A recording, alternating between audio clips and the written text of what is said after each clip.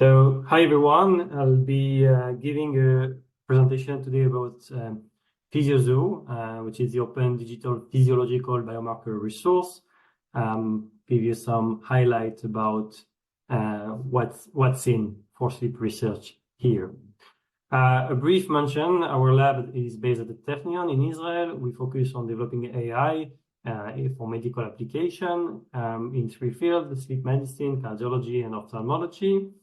So sleep medicine, as you all know, is full of physiological time series of signals from the brain, from the heart, respiration, and so on.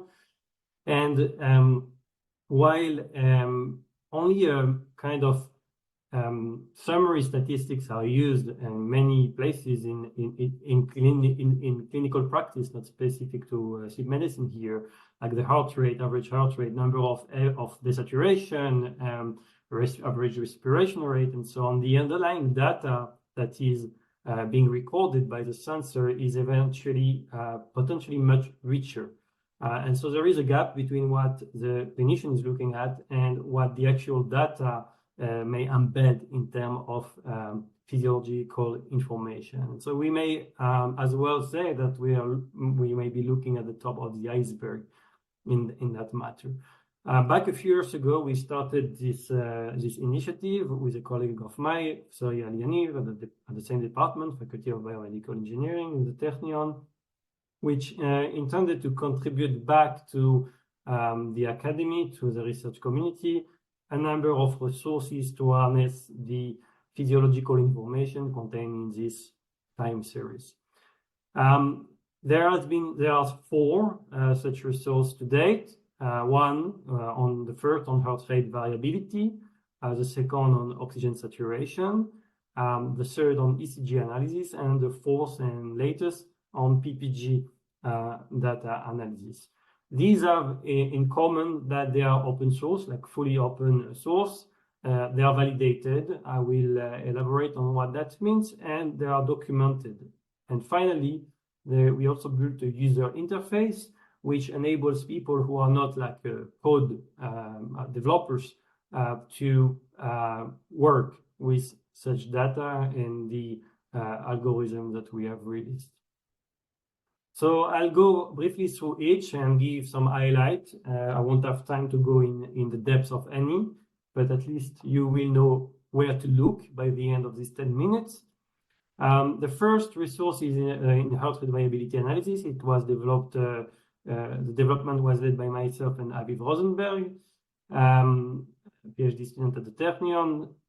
This first resource looks at heart rate variability, so the time variation between consecutive heartbeat, which contain important physiological information about cardiac health and also the autonomic nervous system. So what we did is basically review what were the main HRV measures used in research. We re-implemented them, so 25 of them. We validated them. What that means is eventually we went back to the original source code when possible from the original authors of these different measures, often in C, and validated our implementation against that on some data sets. So to show that we were basically implementing exactly the same measures of heart rate variability, we also adapted this measure to animal models, dogs, rabbit, and mice, and provided so in the same toolbox this additional ability to work with animal model. The general idea of these pipelines for any of the toolbox is you have some data. We provide some pre-processing routines. So to get rid of the outliers, for example, you can window then your time series, compute your heart rate variability measures or biomarkers, perform some statistical analysis, and eventually feed that to a machine learning model if your task is classification or regression. This is the user interface and how it looks like. I'll go fast through it, but eventually you can load some data in, compute the heart rate variability measure over a window, which you can slide in. You can perform some pre-processing to get rid of the outliers with some degree of tolerance. And eventually export all of that out of the software together with some plots, some figures. Right, so we used this, for example, on the SHHS dataset for recognizing patients with atrial fibrillation. So we trained a model, we applied it to the SSHS dataset. We eventually picked up 16 patients that were not documented in the dataset as having atrial fibrillation. So that's one illustrative example of what we can do with that. The second resource is interested in oxygen saturation analysis. So this is work by Jeremy Levy, a PhD student in my lab, in collaboration with our friends and colleagues at the University of Valladolid, Daniel Alvarez and Felix del Campo, a very strong research group in sleep medicine. So we similarly, we developed 44 biomarker or SpO2 features, if you prefer, based on an exhaustive review of what has been done, published by different authors over the past 30 years. We implemented some pre-processing routine, and similar to the HRV, the pipeline is to run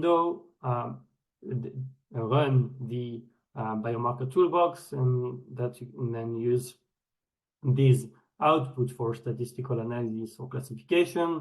We've used that in developing some algorithm for sleep apnea diagnosis, or some benchmark rather, in blue and red here, using 4 of the NSRR datasets, the SSHS, CFS, AMROS, and MESA. We've used that also in studying positional sleep apnea, looking at how it affects the oximetry value or position affect SpO2. This is work led by Yuval, a student at my lab. The third resource, the third toolbox we released is in ECG analysis. So this is back a few months ago. This toolbox basically used a previously published work by a group in Zaragoza from Juan Pablo Martinez and colleagues to detect the fiducial points on the ECG. So all the points you see here, P onset, P offset, T onset, etc. And on top of that, we built a bunch of biomarkers or features, ECG features, which are the characteristic one using in whether in clinical practice or in research. 22 of them were implemented. Finally, the latest such resource we built and released about 2 months ago for the first version is in PPG analysis. This is work by Martin, who is a postdoctoral fellow at my lab, and Peter Charlton, a colleague from Cambridge in the UK. So they implemented this toolbox for raw PPG signal analysis, 15 fiducial point detector from the raw PPG and its derivatives, and a set of 74 PPG biomarkers. Again, they spend quite a lot of time reviewing what has been published in PPG analysis for the past 30 years, and they implemented those biomarkers that we found to be relevant for various studies, various physiological studies. We've used that toolbox in sleep staging from PPG in building one of our benchmark models. Here we use the MESA and the CFS dataset from the NSRR. To basically kind of wrap up this part, we implemented 4 resources for the analysis of continuous physiological time series, heart rate variability, ECG, PPG, and SpO2, and these are available online for you to use. I'll finish with 2-3 announcements and acknowledgements. The first is that we encourage people to contribute to the open source community in the field. We've recently open a focus collection in the journal Physiological Measurement on these topics, open source and validated computational tools, physiological time series analysis. We would love to have some contribution from the sleep community. So if this is of interest to you, please do read the page, reach me by email. If you have an abstract, I can tell you that fits the scope of this initiative. All the resources I have presented are available. You can go on our website. There is an Open Science tab. There you will see all of these resources and more that we've been releasing as part of our lab research. Finally, we have 2 PhD positions open, so I'm self-advertising that for a second. One in machine learning for MDD and in relation to sleep. This is with a German colleague, and a second along the Marie Curie action program for more in the cardiovascular space. Finally, I want to thank the NSRR team, all of them, but in particular Suzanne, Michael, and Ying, with whom we have interacted over the past few years and who have been very supportive and helpful, guiding us on how to use this great resource over the years. I will acknowledge all the contributors, and there are many from the lab, from other labs in Spain, in the UK, and more, who have contributed so far to this resource. And I invite you to do the same. And we're looking for people interested in EEG analysis, for example, in contributing new resources to this open platform. So if you have interest, please do be in touch. And thank you very much. Perfect. Thank you so much. We have one quick question. Can you, it says, can we use raw ECG, or does the input have to be RR peaks? So for the ECG toolbox, the input is raw ECG. Yes. So you can use raw ECG, you can detect the peaks, and if you want to use the HRV toolbox, you can run it on the RR interval, but you can also just work on the raw ECG to extract ECG features. So all the traditional ECG intervals are implemented